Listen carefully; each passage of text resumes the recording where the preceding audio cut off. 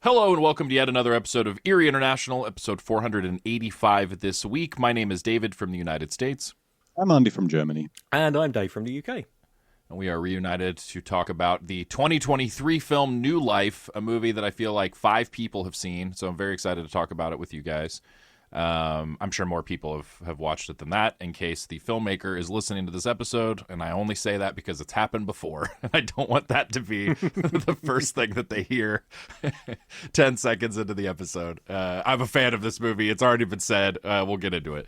If this is your first time listening to the podcast, welcome. We are a horror show that talks about horror stuff. This week it's movies. Sometimes it's short stories, novels, video games, comics, whatever it is. If there's a horror sort of angle on it, we will dive in and discuss it. As you heard previously, we're coming at you from 3 different countries at the same time. Yeah, we've been doing it for quite a long time, as you can tell from the episode number at the top of the intro as well. So wherever you found us, feel free to go back through, see what you can dig up. We've got a couple of different feeds. Well, I don't know if we still do, but we've had a couple of different feeds at different points. So episodes are a little scattershot, but for the most part, most of them are out there, able to be found. Weirdly enough, and I don't need to go on a tangent right now, I had a dream about this last night that we were trying to figure this stuff out. We used to be on another website. Anyway, not a giant story that isn't worth getting into. But yeah, dig into the archives wherever you can find us. Older episodes, everything's free. We're on social media, Facebook, Twitter, Instagram, etc., etc. And if you have longer form thoughts that you would like to share with us, feel free to do so over at our Gmail, eerieinternational@gmail.com. If you don't want us to read it on there, let us know. Otherwise, it probably will get read, unless it's clear it shouldn't be. I'll just jump in very quickly here, David, because on the subject of the archived episodes and whatnot, unfortunately, or as unfortunate as it might be, the best place to hear our older episodes is probably going to be Spotify, which I've got mixed feelings about. But yeah, so for some reason they have a lot of episodes that we don't have at the moment. Okay. And I am looking to rectify that, but I'm having to do it the long way around, because unless you're a Spotify premium member, which I ain't paying that shit, you can't download the episodes. As far as I'm aware, you can't download them in an MP3 format. So I'm having to kind of recoup them in the old-fashioned, in live time fashion. So if anyone does want to listen to the oldest available episodes, because I think we've talked about this before, we did lose about 109 episodes because of the problem with our former hosts. So episode 110 onwards, which weirdly starts with a completely non-horror movie, a British gangster movie called Love, Honour and Obey, which would make a lot more sense if you could hear the 2 episodes beforehand. Then Spotify is, for better or worse, the best place to hear them at the moment. But I am working on restoring our archive, and in the future, I can't say when, because I'm going to end up hoisting myself by my own petard. In the future, I intend to get all of those episodes uploaded, so that at the very least you can visit our Acast page and listen to them directly from there. Because some podcast feeds are weird, and they'll only allow the 300 newest episodes to show. Yeah. So Acast hasn't got that problem as far as I'm aware, so that will be the best place to go eventually. But for now, it's Spotify. So Okay, good to know. Yeah. Yeah, so check it out there, and yeah, I'm sure at some point we'll have everything consolidated and figured out, but yeah, it's a whole big, long, convoluted thing with lots of moving parts, so awesome. All right, let's get into what we got into this week. I believe Andi's got some stuff, and I have one quick brief thing. Andi, kick us off. What'd you get into this week? Right, I have a few things that I want to mention. Most of them only briefly. One we might talk a little bit more about. We'll see. First of all, we finally watched the first season of the Netflix series Beef. Ooh, second nice. season is about to come out, which is a whole new story with new characters. So they've modeled this into a anthology series. Since the first season has been very successful, they made a new one with, as I said, new characters, new story. But this first one, starring Steven Yeun and Ali Wong, playing two characters who, in the first episode, get into a road rage dispute, and their lives are spiraling from there. It's a very dark satire. The only character that you might have some sympathy for is Ali Wong's small daughter. The child is literally more or less the only innocent character in this series. So it gets very dark, it gets brutal, but it's also very fun in a way. So it's very much worth seeing. It's not exactly like White Lotus, but it has some elements of that type of social satire to it. And so yeah, we wanted to see it since it came out, especially since I'm a big fan of David Cho's art, and David Cho is in a supporting role in this I didn't know series. He's like Steven Yeun's cousin, I believe. What? And and he's great. That's crazy. In it. Has he acted before? No, I don't think so. No, Okay. I don't think he's ever acted. And I mean, you could question if he's really acting in this show, because I was getting ready to say it's more or less the David Cho that I know. But Yeah. of course, he's a heightened version of how he presents himself in his own videos or on podcasts. So it is very much a David Cho character, but he's great. So I was always excited when he was on screen, and his role is pretty substantial. I would say he's been most of the episodes. Wow, that's awesome. And, he's the kind of personality that's why I asked exactly how you described it. Like, not that I would be surprised if he hadn't acted, but he has just got such a personality, character, whatever about him that you're like, well, you wouldn't have to really do too much other than give him some lines. Like, he kind of already is this, like, character that would fit into a lot of different kinds of storylines, especially if you need somebody who's a little unhinged. That's it seems like it comes natural to him. But of course, there is parts of the craft of acting, like knowing your lines, don't look at the camera, stand on your mark, and things like that he doesn't have to do in these other things that he like podcasts or videos or interviews situations where he's in. So I think there is more to that in a fictional movie or series than just being myself. He's really good in it. So everyone is great in the show. That's awesome. It's the casting is fantastic. The chemistry between Ali Wong's character and Steven Yeun's character, and they don't share the screen that much, except for, I think it's the very last episode that's more or less completely they have to themselves. But when you have both of them on screen as these antagonistic characters, it's really great. So it's really fun seeing. I'm very curious for what they will do in the second series. Trailers look interesting. So that's awesome. Beef. Then a movie that I had never seen, a 1990s classic, The Craft. The witch movie. I watched this for the first time ever, also a few years ago, and I'm curious to hear how it hit you. I think I saw your Letterboxd. I don't think you wrote a review, but your rating. And I mean, of course, I was about to say you weren't alive in the 90s, which is not true. You were alive in the 90s, but being 12 years younger than me, didn't experience the 90s the way that I experienced the 90s. These were the types of movies that I did see in the 90s, although I didn't see this specific one. So I did absolutely enjoy the 90s-ness of it. The only criticism that I had afterwards was it could have had more music, more songs from the 90s. So I enjoyed it. I mean, these are actors that I do enjoy, that I did enjoy back then. Farouza Balk, Robin Tunney, Neve Campbell, Skeet Ulrich is in it, as Bianca realized. The Craft came out the same year as the first Scream, so Neve Campbell and Skeet Ulrich were in the same in two movies together in the same year. Although their characters don't interact that much in The Craft, so yeah, I did enjoy it as a 90s teen movie. As I said, not a movie that I have a deep connection to because I just saw it now in 2026 as I'm 49 years old and didn't see it in the 90s when I was in my early 20s or so. But yeah, I get that. You might not have enjoyed it as much.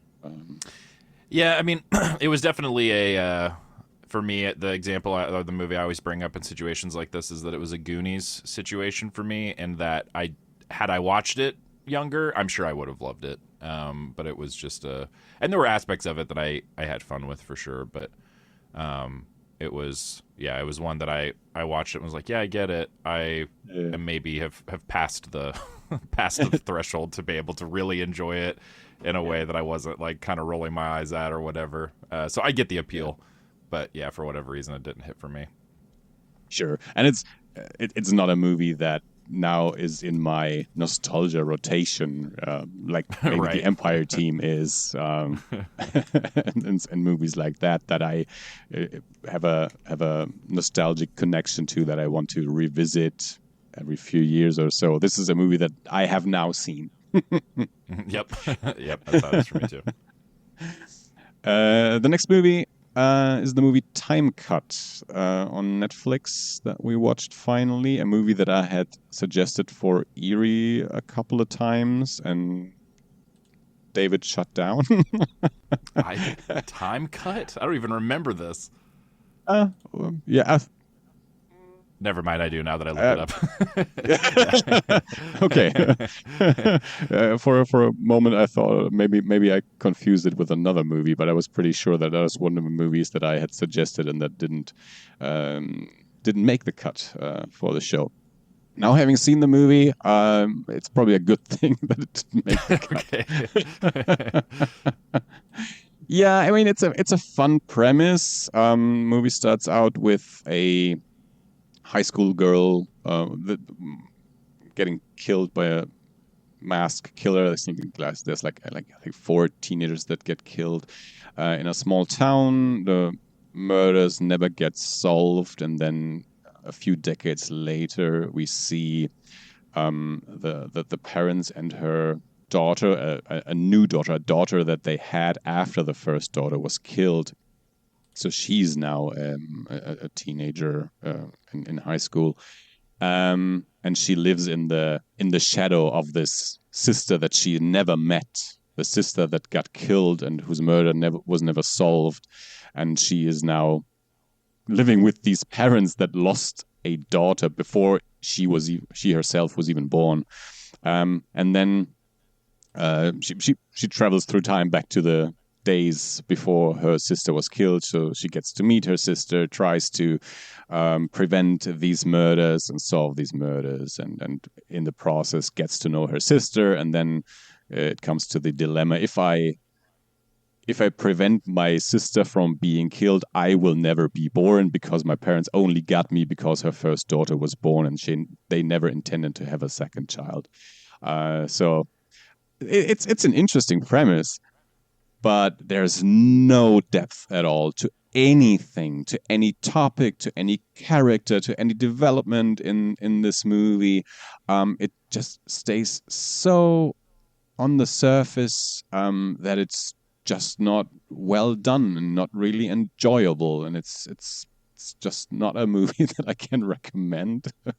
I must say, I thought it from watching the trailers a couple of times, it looked interesting and the idea was interesting, and I thought it could be just a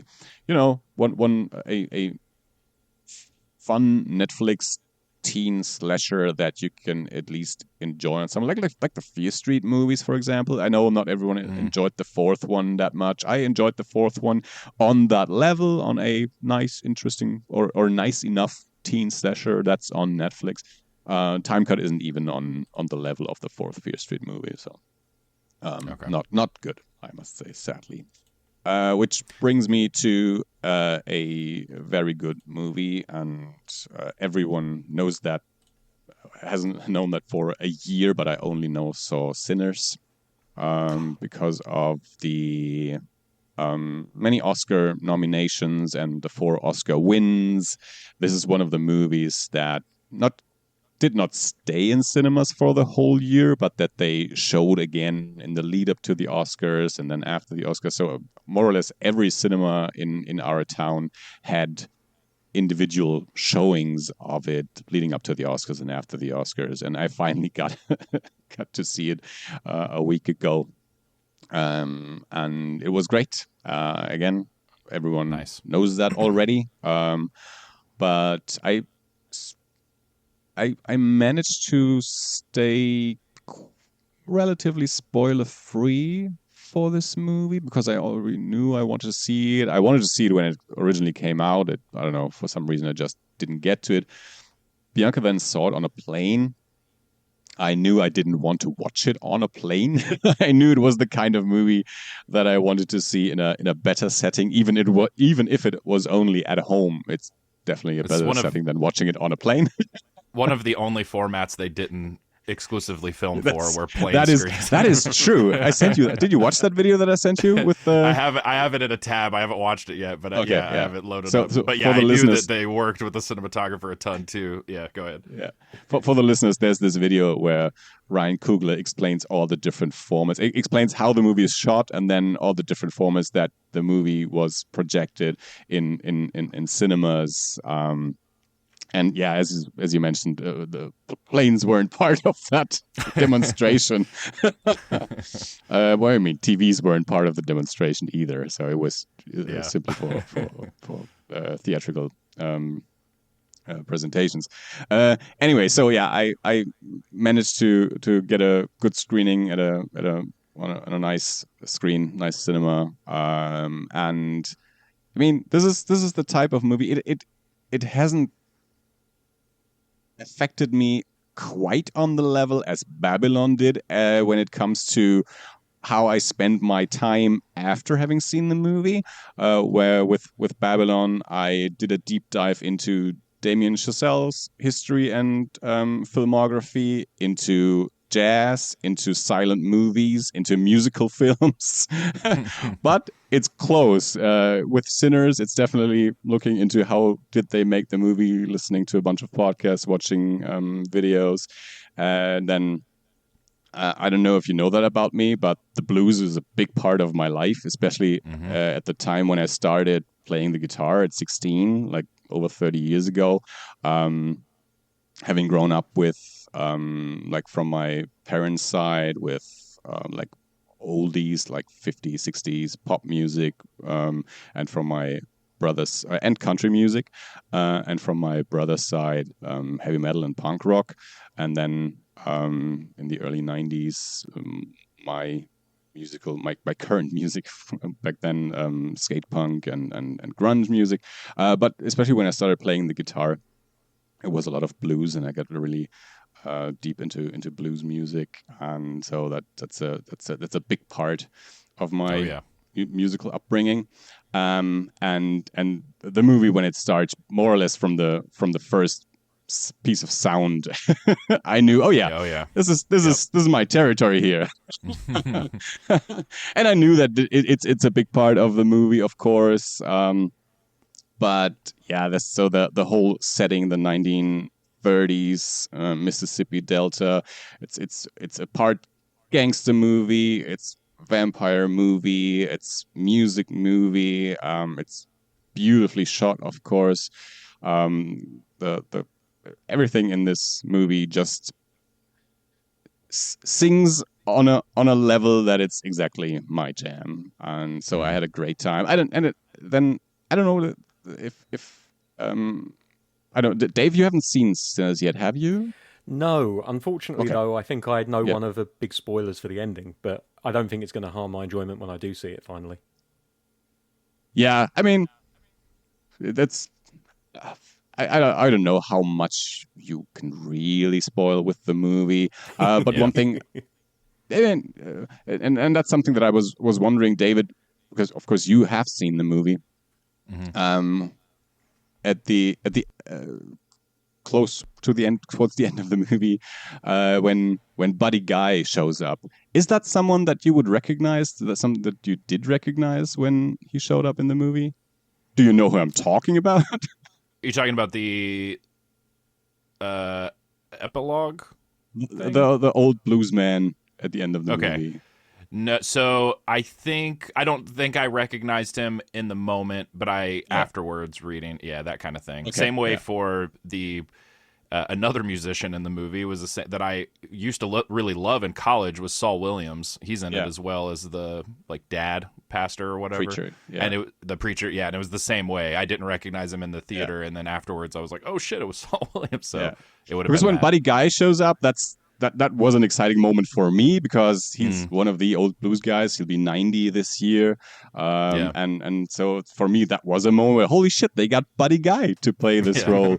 And then I saw Saul Williams' name in the end credits. And he's a person that I think I generally wouldn't recognize because I haven't seen enough photos or videos of him that I would recognize him, but I have his first record. So when I saw his name on screen, I was also excited. I didn't know what his role was. I had to look that up afterwards. But just having people like Saul Williams and Buddy Guy in this movie just again deepens and strengthens the whole idea of the movie, the topics of the movie, and then there's so many layers and so much depth to everything in that movie that you can just really dive deep into the history of the area, of the time, of the racism, of the music, of the cultures, all those cultures that came to the States or had already been there. So the Native Americans, the Irish, the Black, the Chinese, and how the music evolved from that. And so I've been looking into documentaries on the Jack White produced this 3-part documentary series a few years ago, narrated by Robert Redford. That's about the first recorded American music. It's called American Epic. You can see it on the PBS YouTube channel. I watched the first episode so far, so these are things that have been. That have been in my life for decades, and this movie was able to pack it all together and present it in a way that was just exciting. And this is what I really enjoyed about this movie so much, and why it spoke to me personally so much is, at its core, it's still a pulp movie. This is not an A24 elevated horror, trauma, therapy horror movie. This is still a pulp movie. It's a gangster movie. It's people with Tommy guns shooting at each other. It's vampires attacking you. It has a lot of sex in it, but it also has this depth and things that it's talking about historically, but also you can take things from the movie and talk about present topics with it. So I think you could watch it very superficially and be very entertained by it. I watched a video recently where someone said it's parts action movie, parts whatever they said. But there's action in it, there's horror in it, there's everything in it. But then there's also so much more to it, and they really I don't know, they pulled a trick that not many people are able to pull when they make movies. It's we texted when the Oscar nominations came out, and a fucking horror movie gets record-breaking 16. Academy Award nominations, and then they won 4.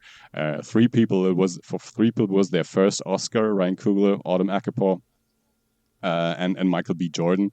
They got their first Oscars from one movie, and for Ludwig Göransson, it was the third movie, third Oscar. So quite an achievement. This film. It's fantastic. It makes me so happy you liked it, man. Like, yeah. Sorry, not to jump in, but ever since Get Out, whenever there's a big movie that everybody loves, did really well, and takes forever to get to Germany, now it's the Get Out effect for me in my head, where I'm like, oh, I hope Andi will, once he's able to see this, will, because I mean, it happens for everybody to some extent or another at some point, where a movie that like everybody loves gets so overhyped that when you finally see it, you're just kind of, it's hard to watch it in a bubble. Like you still have all the stuff that you've heard, even if you're spoiler free.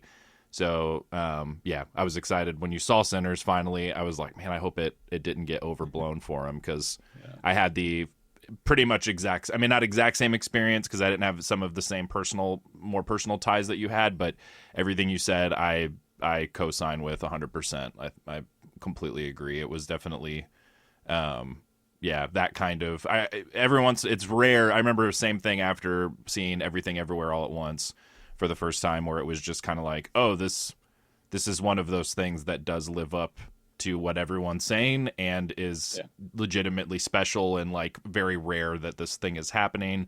But then also, first Spider-Verse movie was like exactly. that. Yep. When Spider-Verse came out, and the first people that saw it said, oh God, it's so good. And the second people went, everyone says it's so good. Yeah, they're right. And then the third wave, everyone said it's so good. Well, it really is that good. It almost never happens.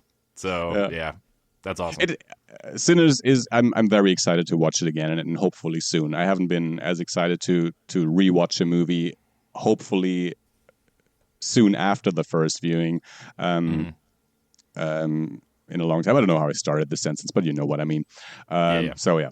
And I wanted, as I said, I listened to a bunch of podcasts and things like that about the movie. And what I wanted to mention is specifically the In Proximity podcast. So Proximity Media is the production company that Ryan Coogler and his wife and a third person founded. And so it's the production company that they make their movies with, and they have a podcast called In Proximity, and they do not only talk about Sinners, but they did a whole series on Sinners, of course. So it's oftentimes Ryan Coogler with someone else talking about the making of the movie. So there's an episode with him and Michael B. Jordan, an episode with him and Autumn Arkapaw, the camera.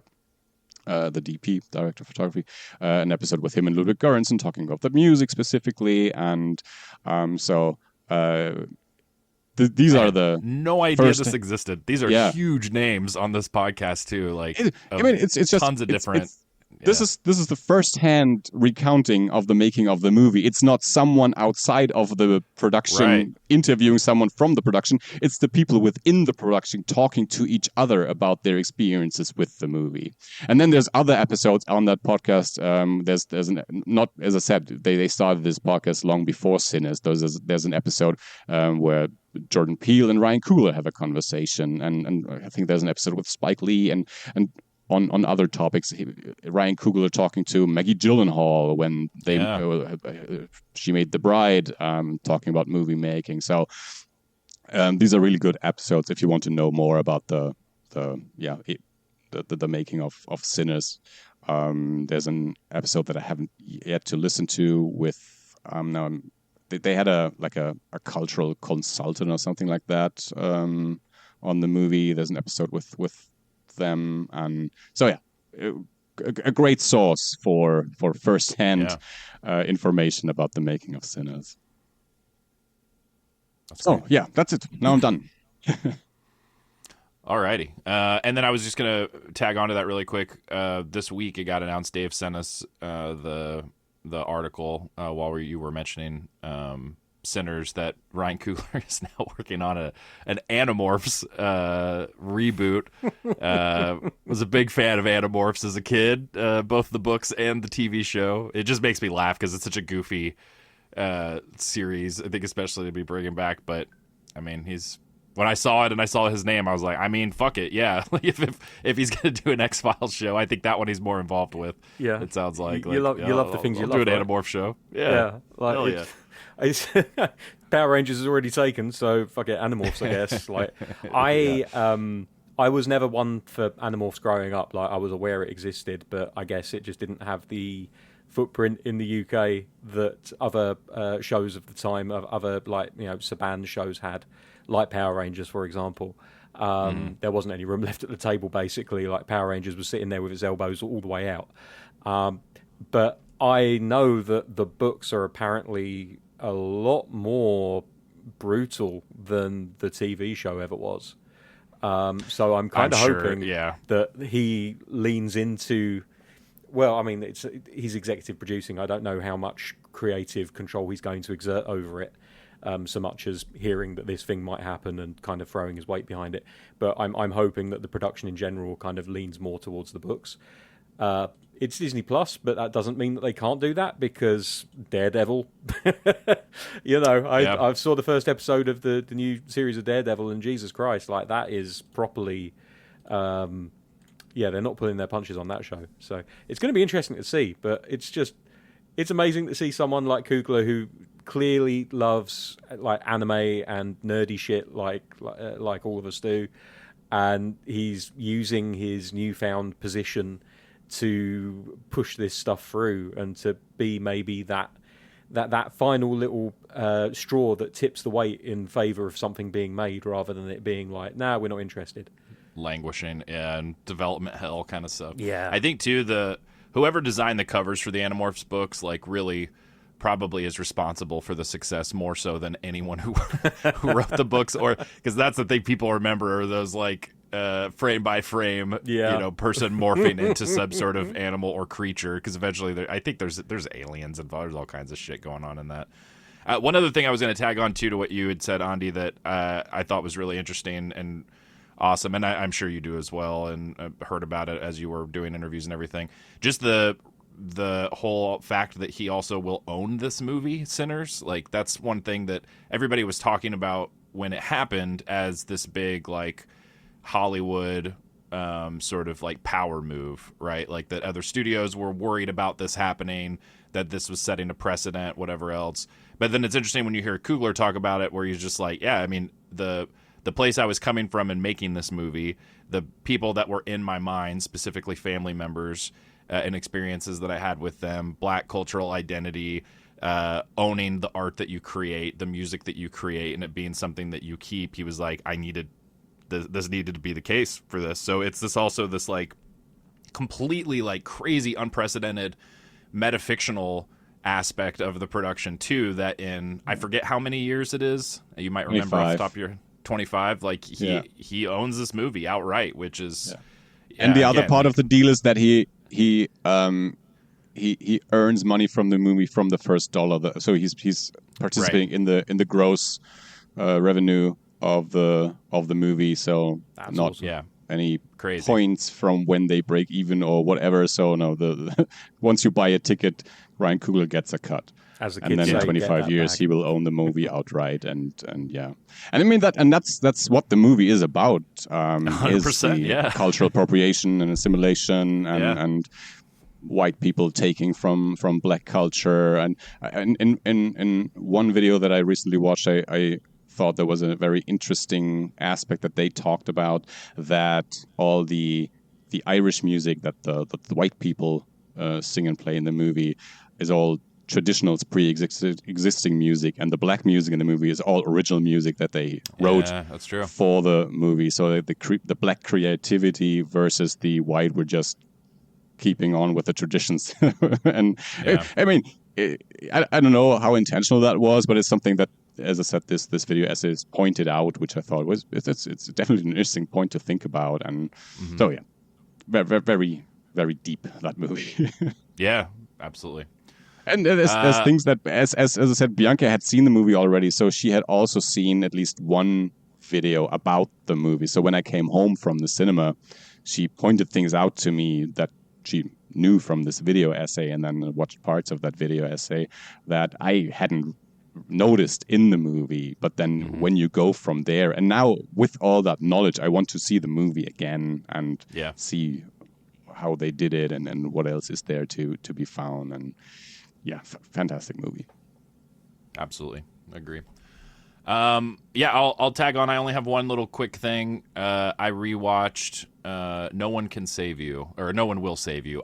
This movie is fucking cursed. This is one of those movies that like I cannot remember the title of it ever. It is impossible. They figured out the right exact four words, and it's not the only one. That new Netflix show that the Duffer Brothers had, something bad's gonna happen or whatever it's called. Like, yeah. There's this new trend with titles now that are these phrases where it's just like, hey, you'll never remember this, but here's the title. So No One Will Save You. My friend Sean, he messaged me earlier in the week, or it would have been last week because we watched it over the weekend after we recorded last episode, and was like, have you ever seen this movie? I had to look it up because I saw the title and was like, I think so, but I don't remember for sure which one this is. And was like, oh yeah, I've seen it a couple times. I really liked it. I thought it was a lot of fun, blah, blah, blah. But I'm pretty sure I watched it with you. So we went into it getting ready to potentially rewatch it. And then as it started, Sean's like, oh yeah, I've never seen this before. So it was his first time watching it. And I think my third. So this is the Brian Duffield alien invasion sort of movie that they released on Hulu in 2023. And I every single time I've watched it, I've had the exact same experience, which is a positive one for sure. And then like the ending, there's part of me that thinks it's cute, and there's also part of me that thinks it's kind of dumb, but in a way that overall still works for me. Also interesting watching it every time too, that there's like 5 words of dialogue in the whole movie, and it just kind of moves and works and blah blah blah. I've talked about it on the show 2 other times, but I did want to mention it. And if there's anybody out there who wants to watch a good sci-fi horror movie, this is definitely in that camp for sure. And that the sci-fi stuff is front and center, but it's done in a way that is pretty creepy and scary and a little bit more sinister. If you think of something like Signs, the Shyamalan movie Signs, it's kind of in that wheelhouse. So if you dug what they did in Signs, this is one to check out. And that's it for me this week. So I think you didn't. Did you think of anything else, Dave, that you had to tag in, or are you good to go? No, I'm good to go as usual. Okay. Nothing to talk about. I'm just making sure. Wasn't sure. Okay, let's talk about our movie this week. As I mentioned at the top of the episode, we're talking about the movie New Life from 2023. This is written and directed by John Rosman. It is classified on Wikipedia as an American zombie horror-thriller film. Starring Sonya Walger and Haley Aaron. There's other people in it as well. Those are like definitely the 2 kind of like main leads or whatever. How to explain this movie? So I don't remember how it showed up on my radar, but this was one that I saw back when it came out. I want to say maybe it was one of those situations where it was like, you know, this movie is under the radar, or no one is talking about this movie and you need to watch it, like that kind of article probably, because I'm not sure I would have ever just I definitely wouldn't have just randomly clicked on it. If anything, with the kind of original poster, not the one that's on Wikipedia, but the one that you see more frequently, it's Sonya Walger's character in like a hazmat suit. So it looks like it's going to be more of like a Outbreak or Contagion or one of those movies where it has something to do with infectious diseases or, you know, containment, that kind of shit. And not what it actually is, which is like a drama, honestly. I think with a horror sort of like backdrop that's definitely there. I would imagine I talked about it on the show back when I saw it, because there were aspects of this movie that hit me pretty hard emotionally in different ways, and I was going through completely different circumstances at the time, but some of the stuff came through to me in a big way that I was not prepared for, and then I just was kind of charmed by the movie all in all. So I'm sure I brought it up at some point. I know for this, it ended up back on our radar because of Andi. I don't remember why though. For you, Andi, was there a connection worth mentioning, or was this just another one on the list kind of deal? It wasn't necessarily on the list. It was a movie that I was aware of when it came out. I knew exactly that poster that you just described. I did see that. I saw the movie in the, I don't know, cinema programs or whatever. So I knew it was around. And then during some WhatsApp conversation that we both had, you mentioned that you had seen it and that you had liked it, and that stayed in the back of my mind. So I always had the connection with this poster and David liking the movie. And then Okay. recently, researching for movies we could do on the show, I went onto the Brolly streaming service, the Australian service that we discovered, I don't know, a couple of years ago, and we then did an episode on Razorback and things like that. And I hadn't been on that service for a while, and so I looked on Brolly, and yeah, there that movie was. They had that movie, and the Love Witch that we did recently that came from there as well. So it was just okay. The movie is now available to me for free on a good streaming service. I know that David liked it, which made it interesting enough for me to watch it, and then I suggested it, and here we are. Perfect. Letterboxd has a slightly it has more of a detailed synopsis than Wikipedia does, which is it has nothing, but it's a little vague. A mysterious woman on the run and the resourceful fixer assigned to bring her in. Their two unique stories inextricably link as the stakes of the pursuit rise to apocalyptic proportions. To give it a less vague breakdown, it's about a patient zero who, as you're discovering throughout the film, was exposed to something that is killing people around her. She's asymptomatic. She is not quite yet pieced together when we start out that she is the reason that this is going on. And then we are cutting back and forth between her and Sonya Walger's character as mentioned, as a fixer. She's like kind of working with I don't think they ever say what the agency is. It seems like it's a contractor sort of thing where they work with different aspects of governments or agencies or whatever to bring her in. And then she has also just been at some point briefly before the film been diagnosed with ALS. So she is dealing with that, with like her body betraying her, starting to kind of shut down in specific ways or not, cooperate as much. And so you've got a lot of metaphors going on for both of these characters with both of these backdrops, but it's very much like when the horror shit happens, it's a horror movie. Like they don't skimp or cut back on that stuff necessarily. So anyway, before we get too in the weeds on all of this stuff and the metaphors and everything else, let's just go around the room, see what we thought of it overall. Dave, kick us off. What did you think of New Life? I really liked it. I didn't know what to expect going into it because with most movies, unless they're kind of big ones that we would have heard of just, naturally through osmosis, I tend to just go into these things with as little information as possible. And this one really, really interested me from the word go, like the opening scene of, God, now I'm going to Jessica. She's walking kind of like down the road with blood on her face and all over her, and you're like, okay, what the fuck happened to her? Like, and like you start picking up little things here and there through environmental storytelling. Like she gets into the house and like the way that she's going through the drawers, immediately you're like, okay, well, she knows where everything is. This is her house, clearly. And then she kind of picks out the ring and puts that on, and there's something in the way that she acts where it's like, this isn't just a case of I need my ring. This is a case of there's something in her face where it's bringing back some kind of memory or emotion. Like, so immediately I'm locked in and I'm thinking, this girl's good. Like, this is a really good actress. And then the introduction of Erin and the subplot with her where she's you don't know immediately that something's wrong with her, but you kind of pick up from like the limp and the fact that she's got the pills on the side of the table, like going through her morning routine, something which is then shown at the end of the movie as well. And I just thought the introduction of those two characters specifically, because no other characters really get a massive introduction so much as they turn up and they're just in the world already. I thought those introductions were really well done. And then, like, as things start unraveling and you start learning more about what's going on, you get the flashbacks of Jessica and her boyfriend, or fiance, I should say, camping out, and, like, the dog turns up, and then it starts making more sense because you're seeing stuff in the background with the photos and whatnot, and there's one of, like, the crime scene photos, and there's one of the dog laying there dead, and I just love the fact that this film doesn't feel like it needs to hold your hand, but it puts everything in place that even the most unobservant like myself can pick up on the story and feel like a smart person and enjoy it.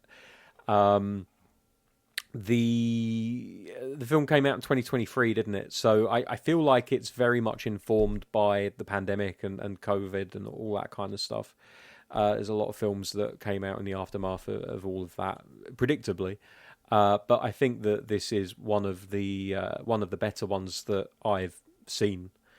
And yeah, I just thought the camera work was great. The soundtrack didn't get in the way, but it really helped to elevate the mood of what was going on screen. It had a kind of handheld 28 Days Later vibe to it, but obviously a much higher production value because, you know, I love Danny Boyle, but 28 Days Later is not a triumph in camera technology usage. Not shown on mini DV, yeah. Yeah, like, yeah. All in all, I really enjoyed the film. I thought that I can't think of much to criticize it for. Honestly, like it doesn't hang around for too long. It gets to where it is going quickly. The reveal that the sickness is not Ebola but might be something a lot more sinister was really well done.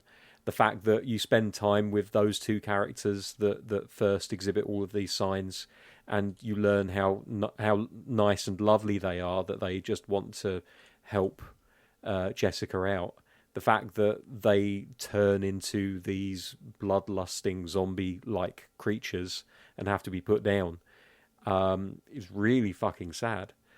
Yeah, like it's scattergun my thoughts on this one, but because I watched it a few days ago, so I'm kind of, it's still fresh in the mind, but it's not as fresh as some other films where I'll watch them like the morning of or the night before. I dug it. I thought it was really, really good. The ending, I think we'll talk about the ending. Feels like, I'm not entirely sure which way they're going with it. I know which way the Wikipedia article wants to take it, that Elsa might be a carrier, another asymptomatic carrier of the virus. I don't know if it effectively got that across as much as the illness might still be out there, and maybe they didn't do everything that they needed to keep it contained. Which again is something that a lot of us can sympathise with after going through what we did back in 2020 and early 21. But yeah, I really liked it. I'd like to know what you guys thought of it. Andi. I very much enjoyed the movie as well. I thought it was really well done. It looked great. I really enjoyed the photography of the movie and just the whole atmosphere that they were able to build. Dave described the beginning of the movie when Jessica gets to her home, and it takes a good long while before there's anything spoken in the movie, because she gets to her home, she gets her stuff, and then it cuts to Elsa in her bathroom, and she doesn't speak either. And you see her in front of her bathroom mirror, and she has these post-its with these positive affirmations hanging on her mirror, these messages to herself. And at that point, you don't really know yet about her condition, but there's these small characterizations just from her surroundings, and the movie does a great job at characterizing all these characters without telling you too much about them. You have Elsa has these conversations with her colleagues in the headquarters just over the phone, and you learn about them, and the mystery behind who is sending her out. She doesn't even know. She just has the task of find this young woman. And then, yeah, Jessica on the run, not knowing what is going on, just knowing, as they put it in the movie, she thinks she's wanted for murder, and that's why she's running. But we want her because she's carrying something and she's not affected, so we think she might help us find a cure for this virus or whatever it is that's going on here. And then she meets all these other characters, and it's all these very interesting, most of the time lovely interactions. But then these people die, and it for a long time it takes a good while to introduce like proper horror elements into the story, but it doesn't hurt the movie at all. It plays like a character drama, and then, as David mentioned, when it's horror, it is really full on horror. And yeah, I too was reminded of 28 Days Later, of course, because the way that these infected are portrayed as, if you want to call them that, like not slow zombies, but fast zombies, and these, yeah, the intensity, that they go there after their victims with, or after the living with. It seems like it does take from 28 Days Later, but it is completely its own thing. And in the end credits, I noticed that David Lawson Jr. is one of the producers on the movie, which I was not aware of before. So I wasn't either until the credits of this watch. Yeah, yeah, I noticed the producer that works with Benston and Moorhead. Yeah, and so I think this is a great indie movie that's. It seems like it's the debut feature of the director. I think the director doesn't even have a English Wikipedia entry. No. But I think the movie shows a lot of potential. It seems like there's someone who knows what they're doing. I don't know what the budget for the movie was. Can't have been too much. Maybe it was the DP who was the really talented one. That's also possible, because, as I said, I think the movie looked really good, and they found great images. The movie worked very, very well for me. It's under 90 minutes. It doesn't necessarily feel like under 90 minutes. It is on the slower side. So if you don't really connect with the atmosphere of the movie, it might feel long to you. But for me, it worked really well. And I think Dave mentioned it, the actors were all great. I hadn't seen the young actress before, and I was absolutely on her side and convinced by her performance and all the supporting characters as well, supporting actors. So yeah, and David, as you said, just judging from my own Letterboxd, out of my Letterboxd mutuals, which granted aren't that many, but I think only 2 had the movie logged. That's yourself and Jake Dion.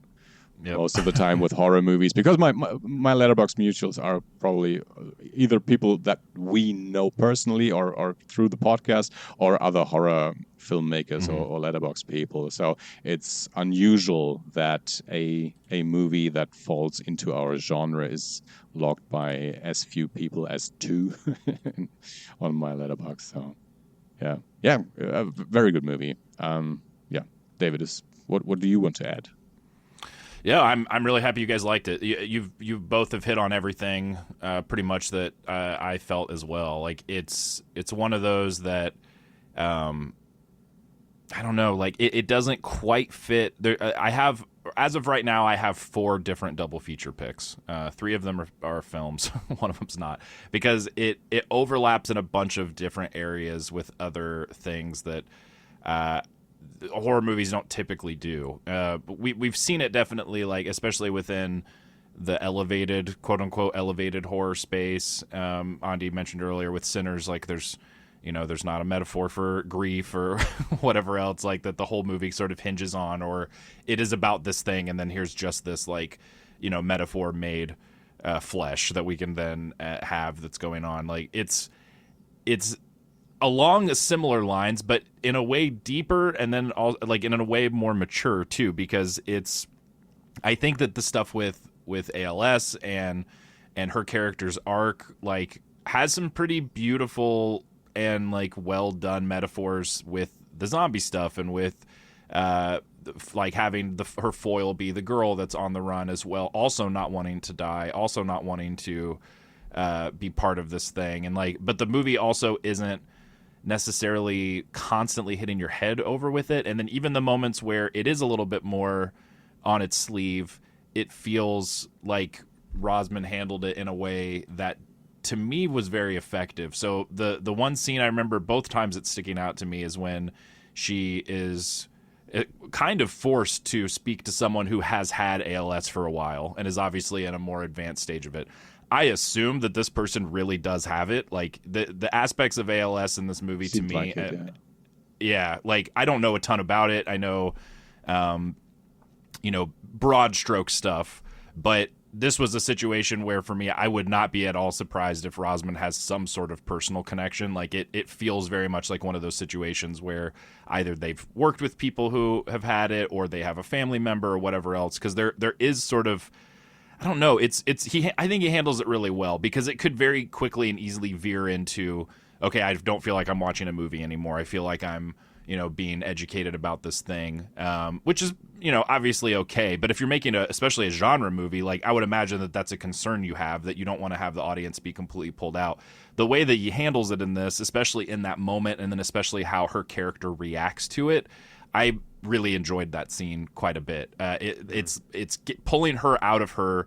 She's this like cool, like I think the idea of a fixer is such a cool trope anyway in fiction, and I would imagine it's a real thing. I'm assuming, or there's analogs. Maybe they don't call them fixers in real life. I don't know, but of these people that like are really great at these things, at these skills, and it's like usually, if not outright shady adjacent, where they're doing stuff that's like working in conjunction with, and times when you see it in film and in fiction, it's usually stuff like this, where there's some sort of conglomerate. In this case, it's like a pharmaceutical company that's trying to cover up the shit that they've been doing. And so they bring in, this person. So usually these archetypes, these characters are pretty self-assured, pretty calm, pretty in control. And so having her be in a similar sort of archetype and then be yanked out of that instantly on that FaceTime call. Is it a FaceTime call or are they in person?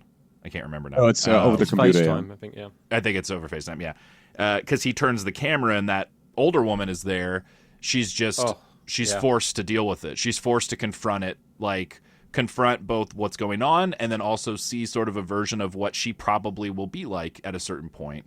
And that conversation and that woman, that actress, like, she's so good. I think is very good. Yeah. And like go ahead, Dave. Sorry, I was just going to say the lady that plays the patient with like a more advanced ALS, who is essentially there to kind of talk to Elsa and let her know that, look, everything is going to be all right. You've got a lot of good living left, etc., etc. Yeah. There's two ways to look at it because I don't know, and there's no way of finding her because I don't think she's even in the listing for the cast on Wikipedia. I'm going to look on IMDb and see if I can find her. There's two ways to look at this. Either that is a woman with ALS who is an extremely good actress, or she's an extremely good actress who played ALS with a level of emotional honesty that I just immediately bought it, and I was just like, fuck. Like, her portrayal of that character was just so well done that I was like immediately like, I don't care who else is in this movie. This is my favorite actor in the movie. Like, she was so good. Yeah. I would be so surprised if they hadn't found someone with ALS. If that was just an actor portraying someone with ALS. But to your point, from the performance, but also just from the ethics of it nowadays, for such a movie, I think I mean, this is not a high-profile movie, though. They might not find as much criticism, but still, I think I don't know. The movie just feels like it was made by people who would do the right thing and be responsible. Really absolutely. Put someone in there. And maybe David is right. Maybe they have a family connection. Maybe that is even a family member portraying that character. Who knows? Maybe. But yeah, I think this is the real thing. Yeah, no, for sure. But I'm just saying, like, either way, like if that is an actress with ALS, or even more amazingly, if that is just a family member of cast, crew, director who has ALS and has been asked to step into that role, that was a fucking. It felt true. Yeah, you know, and and the writing there is great too, because she pushes Elsa a little bit, and that was the first time I remember watching it the first time, and like I said, I was very depressed when I watched this movie. Depression, ALS, not the same thing. I'm not trying to equate like, oh, I went through this too, like, not at all. But I was very depressed when I first saw this movie. It would have been in the year after the divorce, and that part where she just straight up asks her, like, have you thought about suicide? Yes. She asks her like 2 questions in. Yep. And there's a moment there. Oh man. And you can tell that there's so much within the writing there to where it's like, she's asking because she knows she probably has. She's asking because, this is my inference, obviously, but I think as an audience member, you can pretty safely assume some things. Like, she's asking because she knows that she's thought about it. She's asking because she probably thought about it when she had her diagnosis. Like, she's asking because she could sense that Elsa has a wall up and is kind of trying to be like, it'll be fine. I don't have, like, family members close by, but I'm not worried about it. Like, I can take care of myself, kind of thing. And then the line when Elsa says yes, like, you can tell it stops her, but then also in any other situation, I think that's why that scene is so great. In any other situation, even with, like, her boss, she is pretty in control of the dynamic, and also can flip it if she needs to, so that she's putting pressure on the other person and evading whatever rules or orders she's been given or whatever else. Yeah. And this is one of the few moments in the movie, maybe the only moment where she can't do that. She's cornered, and she doesn't want to be disrespectful to this person, like, but it is incredibly difficult for her. So she does answer yes, and then when the woman responds, she's like, that's vanity. Like, that's vanity. That's you thinking and assuming that, you know, I think I'm paraphrasing, but the next line after that is like, there is so much power in misery and feeling awful, but there is also an equal amount, if not more, of power in acceptance. And that line for me, the first time I watched it, I was just like, holy fuck. Like, I was still years away from not being depressed all the time, but in that moment, it definitely hit me really hard, where it was just like, shit, was not expecting that from this, like, kind of zombie movie. Like, and I think that it's a weird situation where, for me at least, and it sounds like for you guys as well, the ALS stuff in this, like, absolutely enhances the movie and puts it a notch in a few ways. I think it puts it a notch above other movies like this, and it walks a pretty tricky tightrope with making sure it's not being, you know, preachy or like over the top with it. And I think it works really well, and that's a testament to everybody kind of firing on all cylinders. So the writing, the direction, the acting. I like Sonia Wagner. Is that Wagner? I forget how you say her name now. I think Walger. I've only seen her in one other thing. She was on Lost. So if anybody watched Lost, if you remember, I won't spoil who's literally dying in the scene, but there's a moment where somebody writes "Not Penny's boat" on their hand and puts it up against a window. So she's Penny. She's Desmond's wife that they're trying to find at one point. And as like, it's a really cool, like, story arc within Lost that I always really, really dug. So I was excited seeing her when she was the only person I knew, or I vaguely recognized her boss. I was looking through his IMDb. Yeah, he's in Stargate. Okay, there were multiple things that jumped out where I was like, I've definitely seen that. I think it's probably going to be the first Antonio Banderas Zorro movie for me, because he's in there somewhere apparently. And I watched that movie all the fucking time as a kid. So anyway, but yeah, the lead who plays Jessica, I guess she's been in, like, soap operas basically, from what I saw, for the most part. I thought she was great. Like, she has a lot to do in the movie in terms of different flashbacks, and as Andi mentioned, it's less than 90 minutes. I agree, it doesn't feel like a movie that's less than 90 minutes necessarily, but this was, to me, also a really smart. How many movies have we seen that are similar to this in structure and in tone and in pacing that are 100 minutes where you're like, they could have cut 20 minutes out of this and it'd been fine? Like, this is a case to me where it's like they did the right thing. It's not a fast-paced movie necessarily, and it doesn't feel short, but I think it feels appropriate because it is a little bit shorter, because there are moments of it of it being a little bit slower. I like how they how we are also in one of those weird places that's like the budget isn't huge, but it also in a weird way makes some of the aspects feel more realistic. So like I like movies that have this level budget, both in terms of sets and just across the board, where we're dealing with agencies, because a lot of time it's just like people like at computers in like a little like nondescript government looking room. Whereas when we get into like, some Jerry Bruckheimer shit, it's always going to be like massive, control rooms with all these like gadgets and screens and everything else. And so there's something, I think about The Guest a lot with this aspect of it, this sort of like, again, government off the books kind of thing that's going on, that isn't your typical flashy, big control room, flashy tech sort of stuff. I really dug all of that too.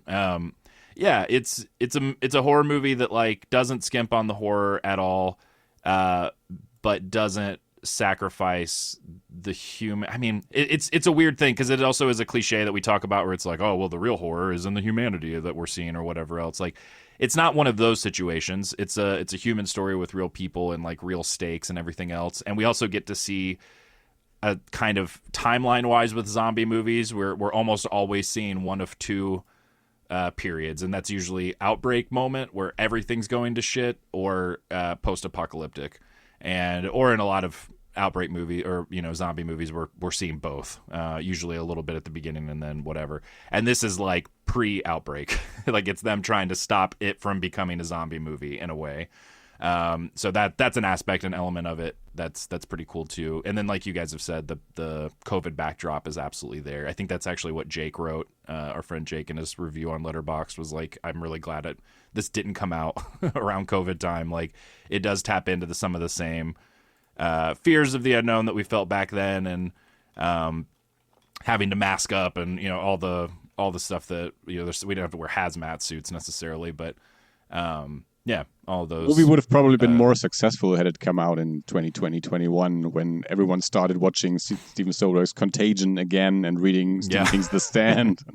Yeah. I did a quick research while you were talking, because I was interested, and found a short interview that John Rosman did with a website called ALS.net, specifically about the ALS aspect of the movie. I will send you the link. And it seems like he came up with the idea of putting ALS in the movie from his background in doing documentary and journalism, and working on a show where they had interviewed a person with ALS, and he became interested in it.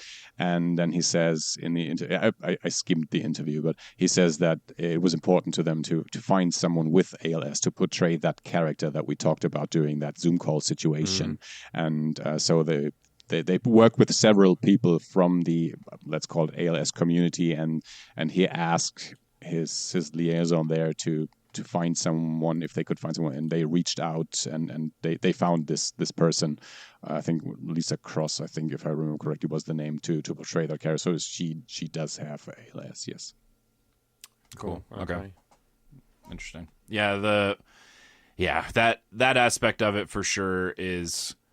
I don't know. It was one metaphor that one of the better ones I've come across in horror in a long time, because they aren't constantly there's just so many opportunities in the movie where I was waiting, also knowing this time around, because at first you don't exactly know what's happening with the flashbacks. You're kind of, it's being unfolded to you or whatever.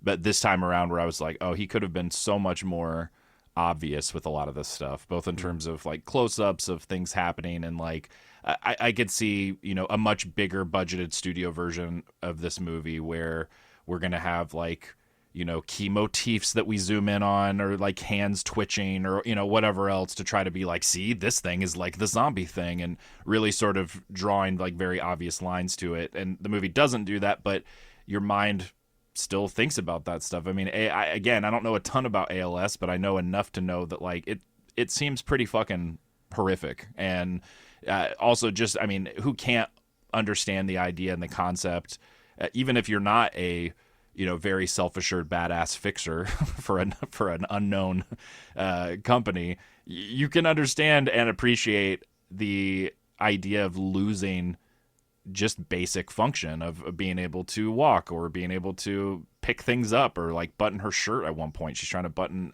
like her shirt up and can't get that. And even the thing at the beginning, the post-it note, I thought about that a lot. I'm glad you mentioned that, Andi. She has two. One of them says I can't remember the first one, but the second one says you are basically on your way to becoming the best version of yourself, like you're a work in progress kind of thing. And being able to see both the truth in that, and the actual sort of like depth to what that statement is, but especially when you're coming at it from a place of optimism or a place of hope or whatever else, or positivity, but when you're not in that place, and especially thinking about it from how her character probably sees it, especially in that moment where we first encounter her, I'm just thinking like, bullshit, like this is not the best version of, this is not who I'm supposed to be, like I'm losing these things, and how some of those things, those affirmations, like just don't even make sense, depending on kind of where you're at in whatever journey it is. And other people will say it, and you can kind of understand and believe it on an objective sort of level, but it's not something that you feel. And yeah, there's so much with that in this movie that, again, was not expecting, and then also was especially not expecting for it to resonate as well as it does. Dave, you mentioned the ending earlier. Like, the ending for me I like the ending. I do as well.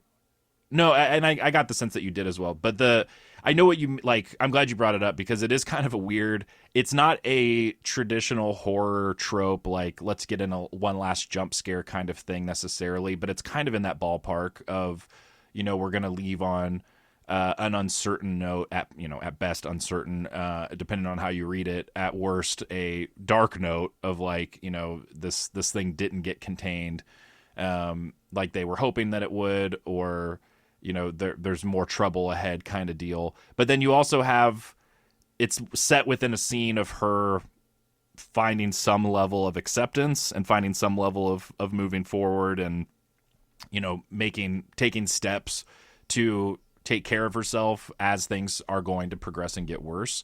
So it is a weird, like, kind of tonal thing that's happening in that final scene. And then there's enough ambiguity to it too that I'm not 100% convinced that it's definitely that dude is infected. Like, I think that the movie is definitely kind of pushing you toward feeling that. And you're seeing her react to him coughing in the same way that you're feeling, which is just kind of like, oh, fuck. Like, this is probably not great. We're keying into the same paranoia that she has herself, having dealt with that, a thing that nobody else has. And that's probably because in the reality of that film, they haven't been through the thing that we've been through a couple of years beforehand. And like that, paranoia that we all had when we heard someone coughing too much, they're kind of taking advantage of that. And also, totally. I was also thinking, and she also had her helmet off when the other girl was dying. So there's part of you that, like you said, if that is what he has, she's probably asymptomatic. Then, like, she would have turned by then, I would assume, because the other people turn pretty quick. It's within, Molly like, turned a day. Within a day, yeah. Within a night, basically. But also, I suppose that there was. I only just kind of thought about this while I was listening to you talking about it, and I wonder if also they're not harking back to when Jessica first gets into the utility vehicle with I can't remember his name now, but the farmer who takes her up the road as far as he can go. And that dude looks like 3 different actors blended into one. He looks like a younger James Cromwell, mixed with Mick Garris, mixed with I don't know his name, but he was the like shithead guy in Independence Day who was like trying to prevent them from going to Area 51. There's another dude who's in that same like old white guy. They have like the same composited face. Anyway, sorry. I think the character's name was Frank. I'm just looking at the list now. It was Janie and Frank. And Janie, Yeah, so when Frank is talking about the fact that they don't have the horses anymore, he has a massive coughing fit, right? And it's the same kind of coughing fit that that Vince, the caretaker at the end of the movie, has. And I didn't think anything of it at the time when I was first watching it, because I was like, well, they were talking about getting older and maybe Frank is a little bit ill as well. And so when he had that coughing fit, I didn't think, oh no, he's infected. I thought, no, he's probably not that well. And maybe this is pointing to, at the end of the movie, when everything gets worked out, Jessica can come back and live on the farm with them and they can get horses back and it will be a nice happy ending. Little did I know. And yeah, so it goes from that to then at the end of the movie, another coughing fit. And then on top of everything we've already talked about, you've also got the fact that it mirrors what happened when Jessica spent any amount of time in close quarters with another person. And they say at some point in the movie, we don't believe that the contagion is aerosolized. So in theory, from what they thought, it couldn't be spread in the air by breathing. It had to be touch, saliva. It was closer to HIV than it was to something like COVID. I didn't. Yeah, and now that and I can now think of specifically moments for both Frank and Molly where that would have happened. Yep, because they shared a drink in the back, and then he took her bacon off her plate. And there was the toothpaste where she takes some toothpaste out of a tube with her finger, which could have got Janie sick. But also, Janie and Frank are married; they might kiss, and then that could pass it. There was no physical contact between Jessica and Elsa, but how do we know that it didn't mutate and that it is aerosolized in her case? She took her hand at the end, and her glove was broken from when she fell down. She had a new pair of gloves from there, didn't she?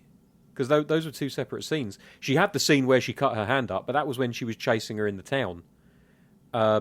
She put on a new pair of gloves by that point. Okay, maybe I'm mixing it up, but still, she was. There's still the potential her, there. You know, yeah, absolutely. She was definitely wearing gloves when she touched her, because I was paranoid about the fact that she might catch something. So I was like, please don't. You see her, she only uses two fingers to hold hand. She doesn't hold her hand with her whole hand. That's why in my mind I thought she's covering the rip. I see. In the glove. I thought it was more because the ALS had made it was a. No, that can't also be right. Good idea. She used her right hand. I mean, what's great about this movie is that legitimately all of those make sense. Like, this is the kind of movie that it is. The writing's very good. I think and it's a movie where I think the writing is also much better than you realize that it is. Mm-hmm. Like, as we're even just in this conversation discovering, like, oh wait, they covered this, they covered that.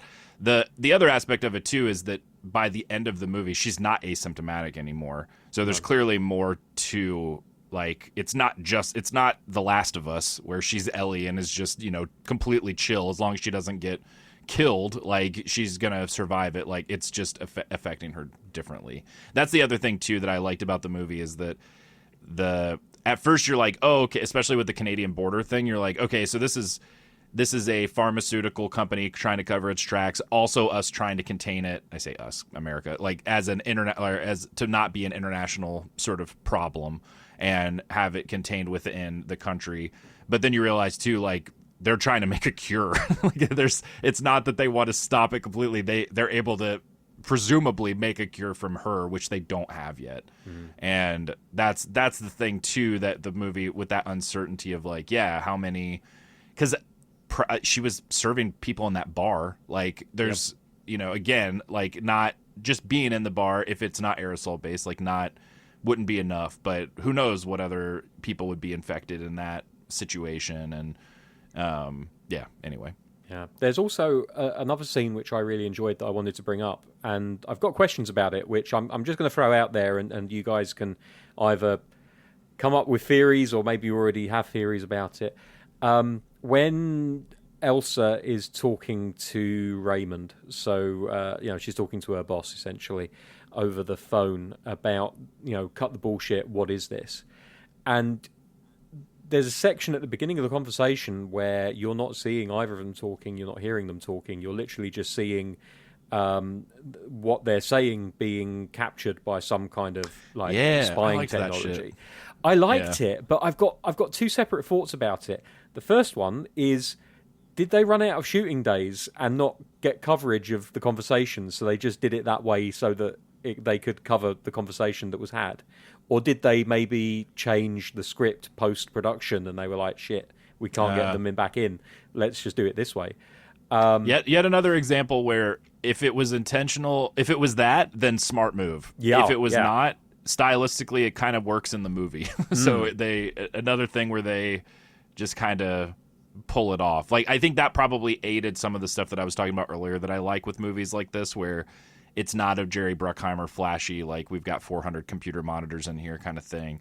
It's a more, it's not quite lo-fi because they still have technology and stuff, but it's it feels more real. And yeah, I hadn't thought about that until you mentioned it. Like that I guess I both times watched the movie just assuming we were seeing like transcripts, like how they would have kept it internally, but I think that's it, because they do this thing at the end where they delete all mentions of Jessica. Oh, that's right. And it has the same kind of visual look to it. So I assume that it's the pharmaceutical company that are keeping transcripts of all the conversations. But there was a moment where I thought to myself, what if the government are intercepting these calls and they're getting... That's why I brought it up. Like, when you said that, I've always viewed it as just like transcripts and we're just a visual sort of flair, but there could be a storytelling thing happening too. I hadn't thought about until you said that. I dig it. Like, either way, like I just thought it was something that you don't see in other movies. Like you mentioned Bruckheimer, like conversations that people have on the phone in his movies. It's kind of like, all kind of like smash cuts and Dutch tilt and, lighting to make it all look really dramatic. And it's literally a person on a phone talking. Like, you can't make that interesting, but you can if you make it a transcript and then you bleed into the actual conversation, because that's not something I've seen done a million times, and I fucking dig it. There was a Riz Ahmed movie I watched last year sometime, not a horror movie, but it's called Relay, that I liked. I ended up liking quite a bit, and it was a suspense sort of like thriller, and it was had a similar sort of vibe to it in terms of the tech being used, the way that it was being used, and he used these like relay. He's kind of a fixer too, somebody who helps people if they're in trouble, sort of thing, but it's all anonymous. So he's using these like relay call services to communicate with the person that he's helping with, that they use for people that are like deaf or hard of hearing or whatever else. It was especially cool watching it because when we used to work at Apple, it's specifically in that first year or so that I worked as an Apple Care like tech person, we would have those calls every once in a while. You would answer your call like normal, and then it would be someone at a computer at a different call center somewhere, or working from home, where they would explain like I work for a relay service, and so I would be talking to someone who is blind using voiceover, which is the feature, or what it was called back then anyway, on Mac computers, and they're communicating with the relay person who is transcribing it and then reading it to me. So there's like more of a delay. So it's an interesting, like kind of fun, cool thing that they have set up, these services, but this movie utilizes that and these different pieces of like more lower end tech to do stuff in like kind of fun, interesting ways. And that's what I mean earlier when I said like this movie, like I have like a bunch of double feature picks, because it like I could add Relay to the list. Like it operates in that same sort of like mid-level, like not even government, but just like agency shit that because it not being as flashy, it somehow feels more realistic and grounded. And anyway, there was another thing that I wanted to bring up before I start farleying, as you famously say. There's a moment when Elsa goes to the farm to talk to Janie and Frank and ask them if they've seen Jessica, where is she gone, etc. And she's already seen Janie in the window and has come back outside, and the cow is in the field, and it's got the bell around its neck, and that's ringing. And then as she gets closer to the shed, that bell kind of gets distorted and elongates, and it goes from being a cowbell to almost sounding like a church bell, or like the introduction to the Undertaker's theme song. And I really dug that, because it really kind of amped up that feeling of something's not right here, that kind of unsettling vibe. And then, of course, what happens. She gets attacked by a couple of zombie motherfuckers. And also, again, testament to the writing. Like, little bit of a conversation about that specific bell earlier in the movie too. Like there's stuff set up there. Yeah. Yeah, just such a well done film, and it just we've not said contrary to this, but I'm going to reinforce the thought now. You don't need millions of dollars to make a really good, engaging film. You just need good writing, good acting, a decent camera, and if you can film in Oregon, fantastic, because god damn, those vistas are amazing. Like those mountains Pacific in the Northwest. background, like if you can do it on site, then those views are free, you know? Like you don't have to CG that shit. Yeah, absolutely. I was going to also mention too, I had looked up on Letterboxd. If you click on John Rosman's name, he had another thing which I believe was a short film.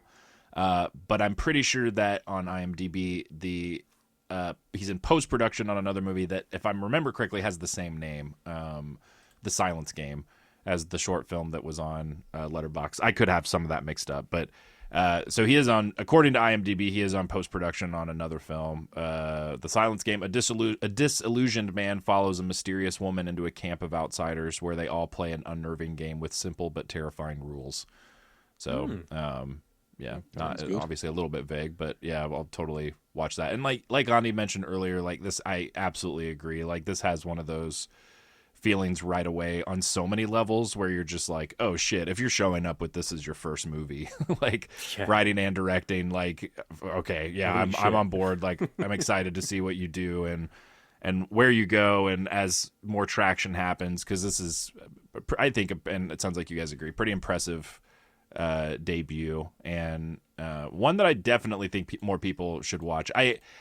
I don't know if it's just me personally. This could be a subjective thing. I'm not, and I never have been like huge on Outbreak stuff. I don't hate it. Like I watched the movie Outbreak with Dustin Hoffman, 90s one. I remember my parents watching that a lot. I remember my dad or mom, maybe both, reading The Hot Zone, that like nonfiction, kind of creative nonfiction book, which Outbreak might even be based off of.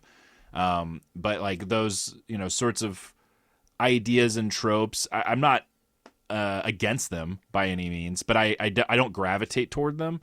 And I think that's probably potentially what might have happened for other people too, because that one more famous, like more common poster you see for the movie looks like this is a thriller about a disease. Like it does kind of set up, and it's not wrong, but I could see it kind of, I could see more horror people checking it out for sure if they realized, that there's more to it than it just being like, oh, there's a disease, we got to try to tamp it down. Like that is part of the plot, but yeah, there's a lot more to it. And even like I said, we've already mentioned, like the ALS stuff's a huge part of it. Like that's not going to be on a poster. Like the zombie part, like you could do that more. I can see how it would be a difficult movie to market, because you don't want to lean too hard into the horror, because it's not 28 Days Later or 30 Days a Night, or it's a vampire movie obviously, but it's not. I just picked it in terms of intensity. It's not that kind of movie. I guess I also picked it because it was a number. I don't know why my head went there. But it is a more low key movie, and there are zombies in it, but like 3 like 3 or 4 to 3.5 maybe, if you count her boyfriend, total zombies in it. But the strength of this movie is, for me at least, definitely more in the quieter moments, like the interactions between her and the I've forgotten the actress's name again, but the lady suffering from ALS at a more advanced stage. The conversations over the phone between her and her boss, Raymond. The way that Jessica talks to the people that she meets on the way, the kindness that she's shown.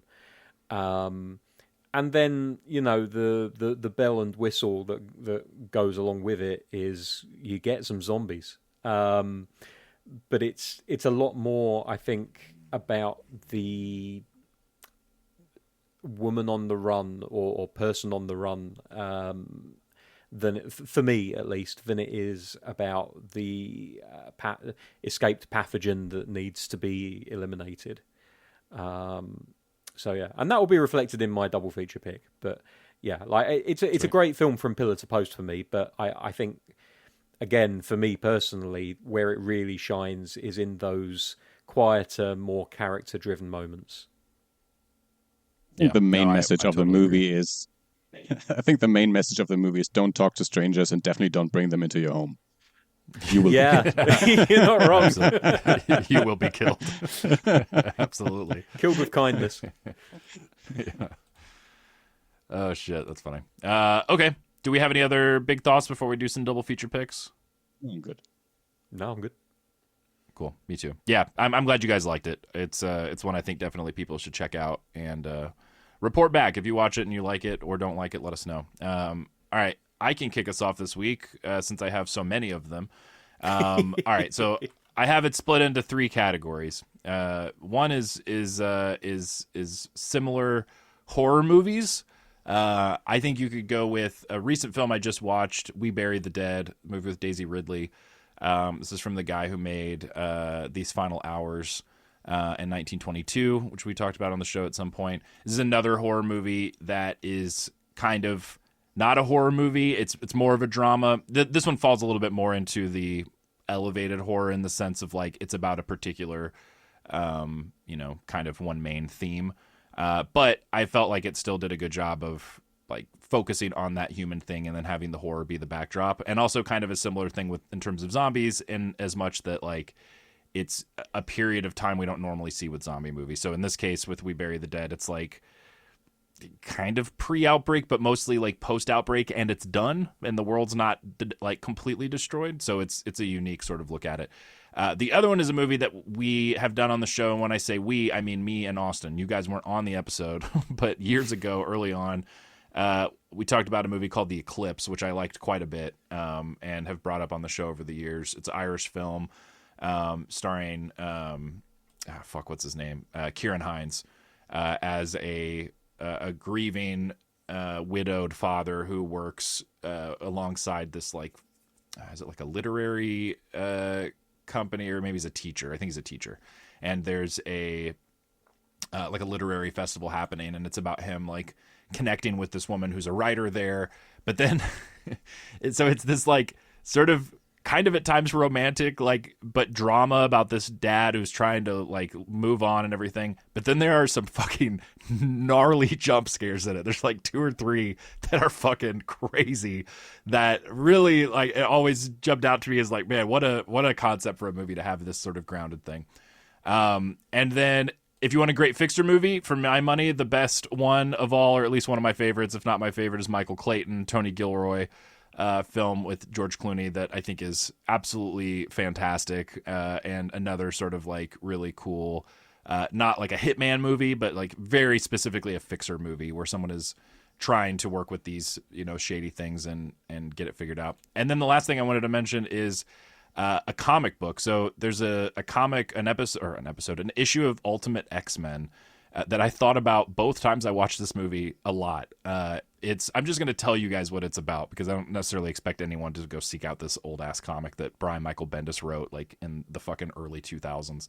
But this was after Mark Miller had a run on Ultimate X-Men. They started bringing in new writers, and Bendis was one of the first, if not the first. And he was bringing in new versions. The Ultimate Universe of comics is like, new versions of these characters, rebooted basically. And so he's bringing in new mutants. And there's this one self-contained issue that's always stuck with me about this kid who wakes up one morning, his mutant gene is activated, and in his house, his family they're dead. And he goes outside into his neighborhood. Everyone in his neighborhood is dead. And he starts to realize it's him. He doesn't know how or what's happening, but he's just killing everyone around him. And the entire issue is basically after he ends up going out into finding this cave. And most of the issue is Wolverine talking to him. Wolverine has shown up and they know that there's this mutant, and Xavier, whoever, has sent Wolverine to basically be like, you got to kill this kid. Like, we can't have this kid, this mutant, killing all of these innocent people and it being something that comes back, on us, but he's an innocent kid and it sucks. And it's this like very poignant, like pretty impactful issue of this kid who has not been able to have a life. He's like 16. And a full life, realizing he's responsible for all this and also is probably going to die, and Wolverine having this conversation with him. But I thought about that a lot with this same aspect of this woman who is walking around not realizing that she's causing all of this harm and damage just by being near other people. So yeah, Ultimate X-Men 41 for some reason kept popping into my head.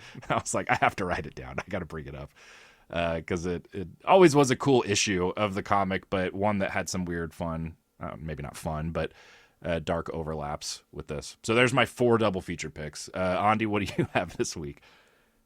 When we finished the movie yesterday, Bianca went to the other room, came back with a DVD box set and said, I have the perfect double feature pick and we'll watch it now. So we did that. So I actually did double feature yesterday.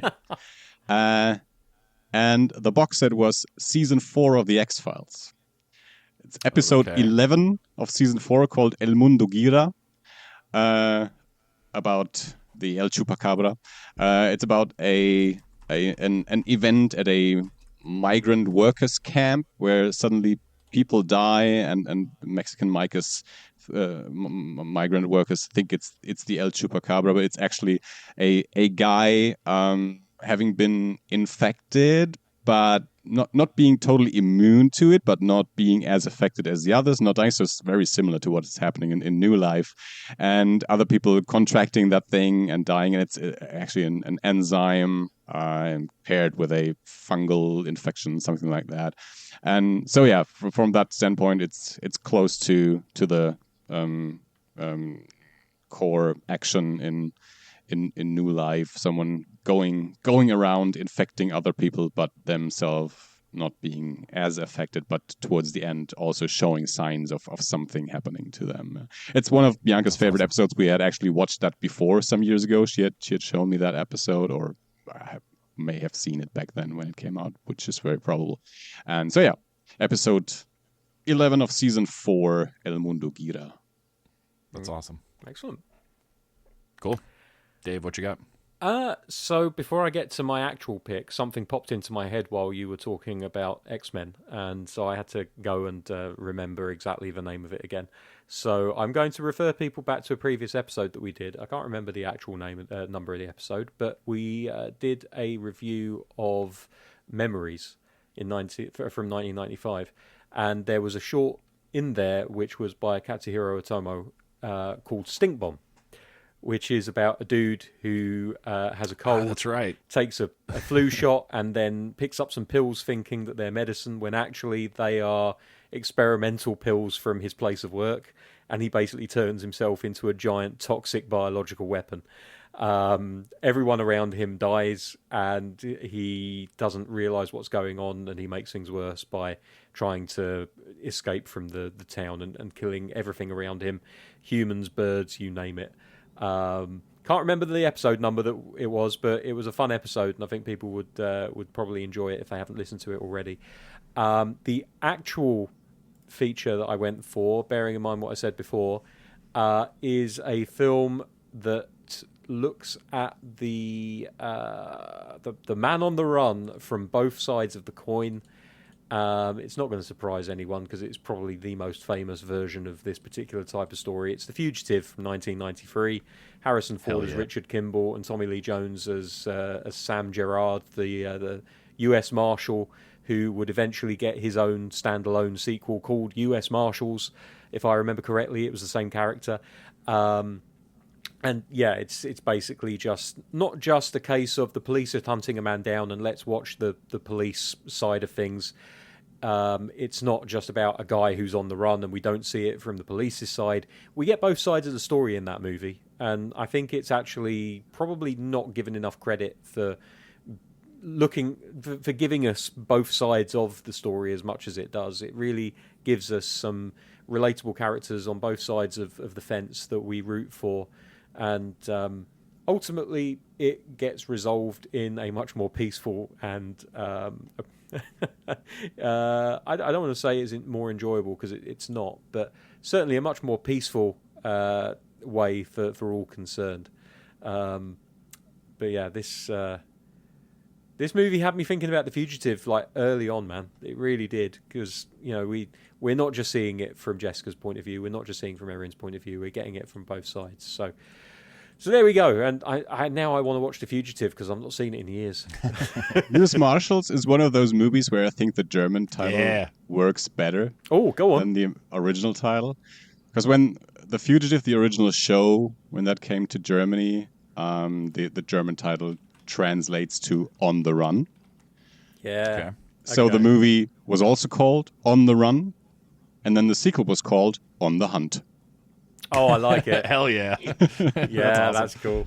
That's cool. I just double checked, and he is playing Samuel Gerard in U.S. Marshals as well. Oh yeah. So yeah, that was the one that Wesley dude, that Snipes fascinated was... me as a kid, and no shit, I was on the Wikipedia page for U.S. Marshals a week ago, 2 weeks ago, like pretty recently, because to this day that still kind of blows my mind that we had that, like a spin-off, it not named the same thing, but with the same like not connected. But just, it usually doesn't, unless it's a pre-existing, like, I think it speaks to a time when they had enough faith in the project and the stars leading the project that they didn't have to plaster the walls with, this is another Fugitive movie. Because it was right there. You could have called it The Fugitive 2, but they didn't. Oh, I was going to say, nowadays it would have been called U.S. Marshals, A Fugitive Story, or some bullshit. Yeah, Fugitive Bloodlines or something like that. Yeah. To let people know. So, yeah, it's great. Cool. Well, very happy you guys liked the movie. It's always a little nerve-wracking where one of us has seen something and then we're watching it for the show, and I'm just like, I fucking hope these guys didn't hate this movie because I liked it. So that's a relief. Glad you guys dug it. I absolutely recommend people check it out. And we're all looking forward to seeing what he does next. The new movie coming out whenever there's word of it. But yeah, definitely one to check out. I remember telling my dad about this movie, and he also liked it a lot. I think it's an easy movie to recommend to people unless they're like absolutely averse to any kind of like, slightly more dramatic, intense, suspense-y kind of horror. But I think it's also one that it's pretty easy to recommend unless someone is like absolutely against any kind of violence. Like it's a horror movie. I think you could recommend to your friend who isn't into horror movies, and it still really play and come off the way it's intended. So. Let us know what you thought, listeners, if you end up checking it out. Next week, we are doing something. Do we want to talk about it or no? Let's talk about it. So if anyone is interested in preparing, that's a good point. Yeah. Yeah, take it away. Because it's something that none of our listeners will have ever experienced, probably. With movies, you often get into the situation that people may have seen the movie if it's not brand new. But with this thing, it's a short story published in 1819. So I'd be surprised if anyone's next week. Yeah, it's called The Black Vampire. As I said, a short story from 1819. The first black vampire, the first comedic vampire, and things like that. At least from what I've read about it. So that short story, you can find it online. I did find it online, so that's what we'll be talking about next time. I did get a paperback copy, which is a little bit ridiculous. I wanted to read it, but after I got it, I was thinking like this, it's got to be in the public domain by now. I didn't really think about this ahead of time. Or whatever, I did send you the link. No, I know. And it probably was also just there, and I didn't realize because I looked it up on Wikipedia. But, I don't need much of an excuse anymore to buy a paperback. So there we go.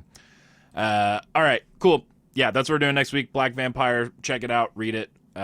If you want to send us some longer form thoughts, eerieinternational@gmail.com.